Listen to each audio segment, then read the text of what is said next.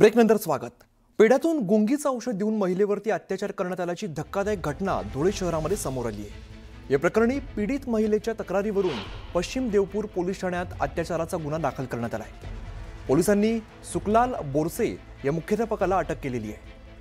पीडित महिलेला नराधम मुख्याध्यापकाने आर्थिक मदत केलेली होती आणि या आर्थिक मदतीतून ओळख झाल्यामुळे मुख्याध्यापकाने पीडित महिलेच्या घरी जात पेढ्यांमध्ये गुंगीचं औषध देत महिलेवरती अत्याचार केला।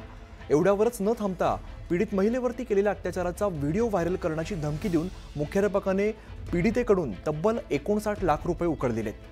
इतकंच नाही तर व्हिडिओ व्हायरल करण्याची धमकी देत वेळोवेळी महिलेवरती अत्याचार सुद्धा केलाय। अखेर पीडित महिलेने पश्चिम देवपूर पोलीस ठाणे गाठत नराधम मुख्याध्यापकाविरोधात तक्रार दाखल केली आणि या प्रकरणी पोलिसांनी या मुख्याध्यापकाला अटक केलेली आहे। पोलीस सध्या अधिकचा तपास करत आहेत। पेढ्यामध्ये गुंगीचं औषध देऊन तिचा त्या ठिकाणी अश्लील व्हिडिओ तयार केला, तिच्याशी शारीरिक संबंध त्या ठिकाणी प्रस्थापित केले आणि तिचा तो अश्लील व्हिडिओ व्हायरल करण्याची तिला धमकी देऊन तिच्यावर वारंवार शारीरिक संबंध केले आणि तिच्याकडून खंडणी स्वरूपात जवळजवळ 59,99,400 रुपये त्या ठिकाणी उकळले। तसे तिच्याकडून 5 ते 6 कोरे त्या ठिकाणी चेक हस्तगत केलेले आहेत। यावरून त्या ठिकाणी पीडित शिक्षक महिलेच्या तक्रारीवरून पश्चिम देवपूर पोलीस स्टेशनला त्या ठिकाणी गुन्हा रजिस्ट्री दाखल करण्यात आलेला आहे।